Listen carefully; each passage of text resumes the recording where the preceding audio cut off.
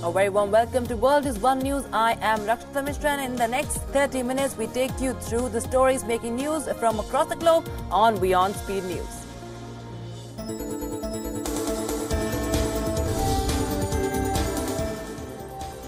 Former Secretary General of the United Nations and Nobel Peace Laureate Kofi Annan passed away at a hospital in Switzerland. He died at the age of 80 as one of the most eminent world's top diplomats. Annan served 2 terms from 1997 to 2006 as the UN Secretary General. He reformed the UN bureaucracy and worked to combat HIV, especially in Africa. Annan also launched the UN Global Compact, encouraging businesses to adopt sustainable and socially responsible policies.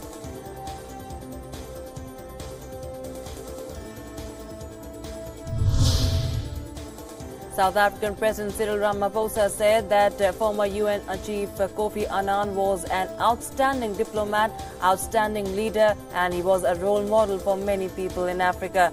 After rising through the ranks of the United Nations, Annan served 2 terms as UN Secretary General in New York from 1997 to 2006 before retiring to live in a Swiss village in the Geneva countryside.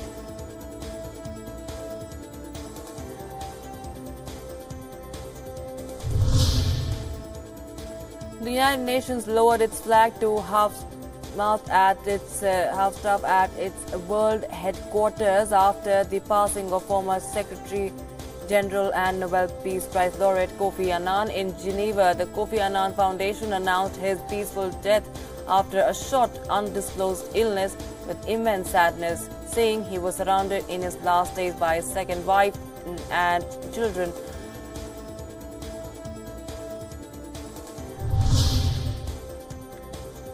Italy mourned the victims of the collapse of a motorway bridge in the northern city of Genoa with a state funeral. The mass for 19 of the victims was held at the Exhibition and Trade Center of the northern port city and led by the city's Archbishop Cardinal Angelo Bagnasco.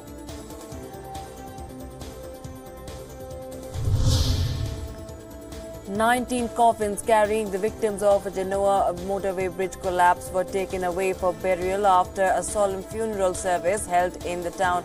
Applause broke out one by one the coffins were carried to the hearses awaiting outside as a sign of respect for the dead. Some of the victims' families boycotted the event and held their own private services.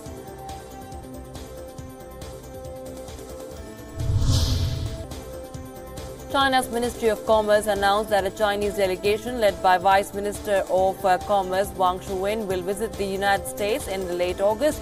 The agenda will be to hold talk with Wang's U.S. counterpart on bilateral economic and trade issues. The U.S. delegation will be led by David Malpass, Under-Secretary for International Affairs at the U.S. Department of Treasury.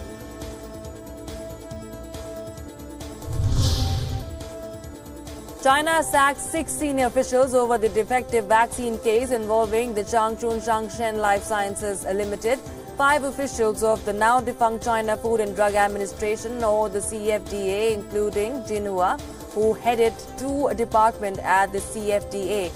The defective vaccine case exposed many loopholes. Relevant officials were charged with dereliction of duty as they failed to provide strict supervision and inspection.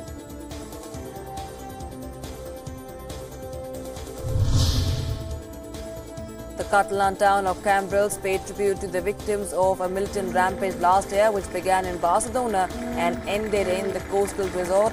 On 17th of August 2017, a young man drove a rented van into the crowds on a central boulevard in Barcelona, killing 14 and injuring over 100 in Spain's worst terror attack in over a decade. Another man died during the attackers' getaway, and a woman was killed in a strike the following day in Cambrils.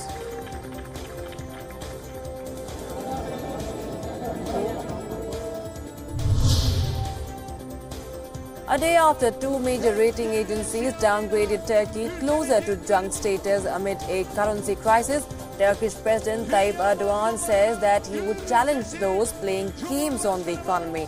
Both Moody's and Standard and Poor's ratings agencies cut Turkey's sovereign credit ratings deeper into the junk territory. Standard and Poor's cited extreme lira volatility and forecast a recession next year. The rating agency downgraded the rating by one notch to B+ and kept Turkey's outlook at stable in a move which came after the lira lost some 40% of its value against the dollar this year.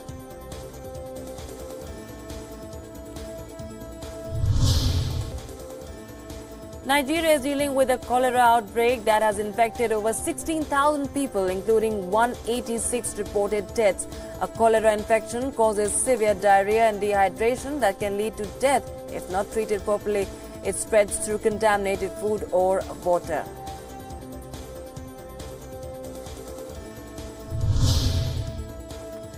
US President Donald Trump threatened action against social media companies, saying they were suspending accounts in a manner that was totally discriminating against conservatives. The US President tweeted, and I quote him here, "Social media is totally discriminating against the Republicans' conservative voices, speaking loudly and clearly for the Trump administration. We won't let that happen. They are closing down the opinions of many people on the right, but at the same time doing nothing to others," unquote.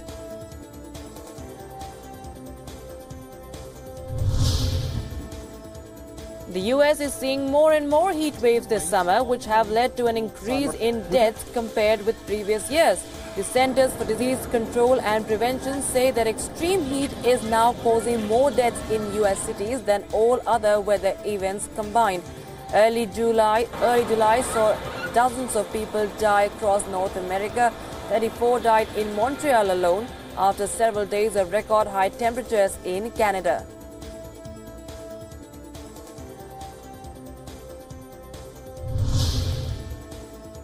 Almonds are a key U.S. agricultural export to China, and with the U.S.-China trade relationship on the rocks, the humble nut is seeing a serious hit in its sales price. China's demand for U.S. almonds has slipped significantly since June. In that month alone, U.S. almond export to China dropped to half of last year's level. August saw shipments fall even further. Sluggish demand has caused the sales price of the American-grown nut to fall by more than a tenth in 2 months.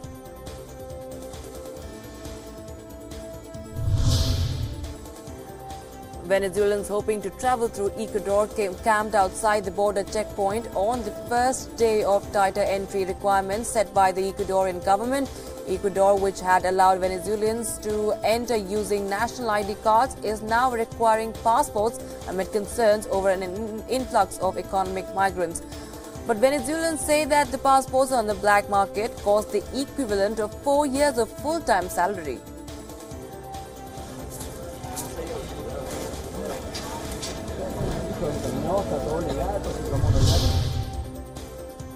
Russian President Vladimir Putin said that everything must be done for Syrian refugees to return to their conflict-torn country. Speaking ahead of talks with German Chancellor Angela Merkel outside Berlin, Putin said that Syria needed assistance to rebuild and to ensure that refugees who had fled the country could safely return to their homes.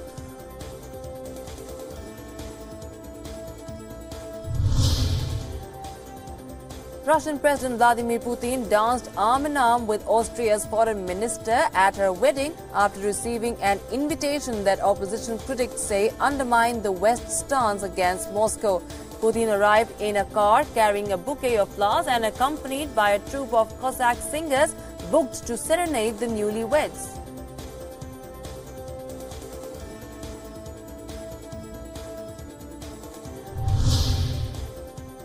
Hundreds gathered in Edinburgh to rally in favour of a new vote on Britain's European Union membership.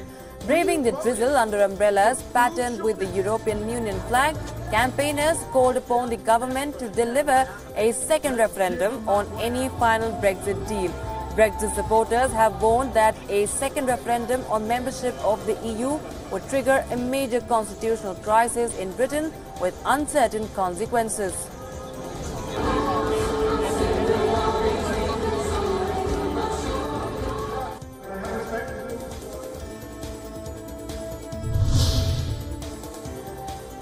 At least one police officer was injured in Berlin when around 500 activists shouting Nazis out clashed with an equal number of far-right activists marking the 31st anniversary of the prison suicide of Nazi convict Rudolf Hess.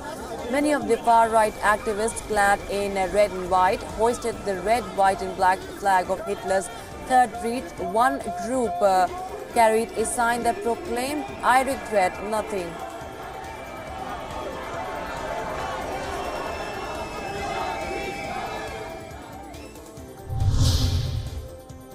Hundreds of thousands of white-clad Muslims have been flocking to Islam's holiest site in Mecca ahead of the Hajj pilgrimage. About 2 million Muslims, including 1.68 million from abroad, have flooded onto Mecca's narrow streets for the annual rite.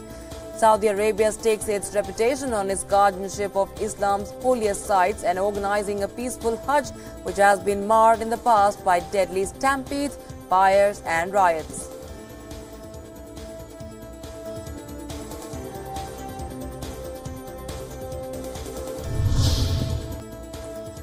Cliff divers from around the world took on a 27-meter high plunge as Crimea hosted an international championship. Hundreds of spectators watched from boats and the shoreline as competitors jumping from a cliffside platform in Simei's village near the town of Yalta. 12 sportsmen, including representatives from Russia, the US, Great Britain, Luxembourg, Poland, France, Ukraine, Mexico and Colombia took part in the Free Rate Cliff Diving World Cup.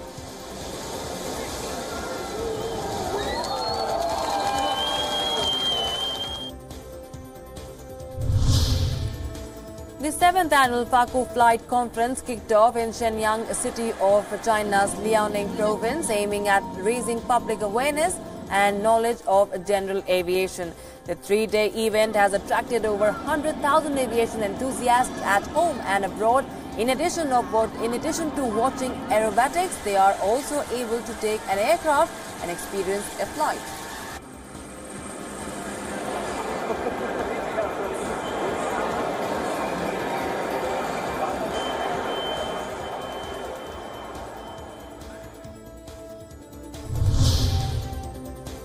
Tropical music and lights filled the night sky over Havana as Carnival floats paraded past the city's famed Malican Sea Wall. Each municipality in the capital city had its own float on which performers showcased a specific theme.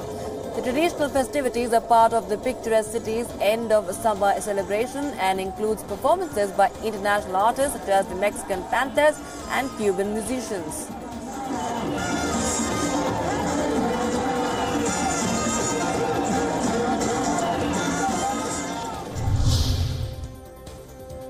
The 11th World Hindi Conference began in Mauritius' capital city of Port Louis. The event that will continue until Monday was inaugurated by Mauritius Prime Minister Pravind Kumar Jugnauth.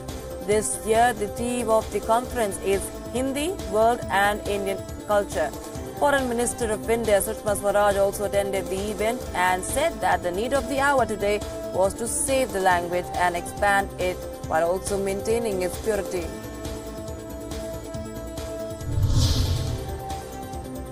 Police officers rushed to rescue sheltered animals as Nelson fire was spreading on the 11th of August.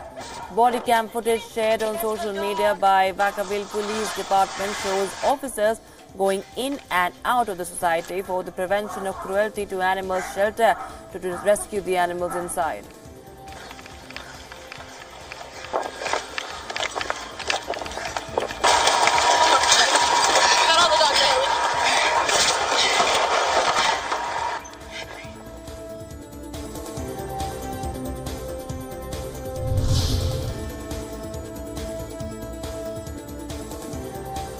Kerala continues to remain on edge after unprecedented rains have brought the state to a standstill. Thousands of soldiers and dozens of helicopters have been deployed to rescue people marooned by the worst floods in a century in Kerala.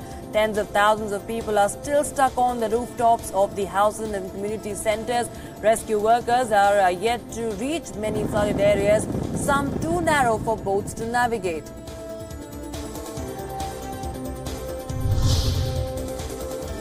The Indian Air Force dropped relief packets for flood-hit victims and provided them with the basic necessities for their survival as the situation continued to remain grim.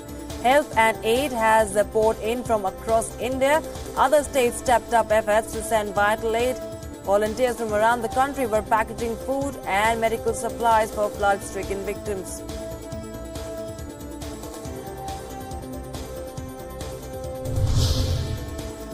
Former Prime Minister Atal Bihari Vajpayee's ashes will be immersed in various rivers across the country, starting with the Ganga at Haridwar.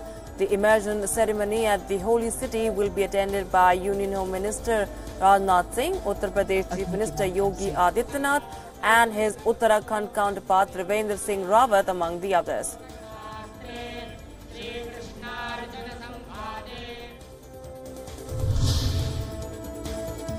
A key suspect in the murder of rationalist Narendra Dabholkar was arrested by the Central Bureau of Investigation 5 years after the 67-year-old was shot dead in Pune.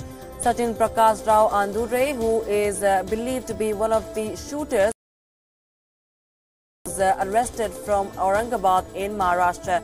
The arrest comes weeks after the Bombay High Court pulled up Maharashtra's Special Investigation Agency and CBI and asked if there was a lack of coordination during the probe.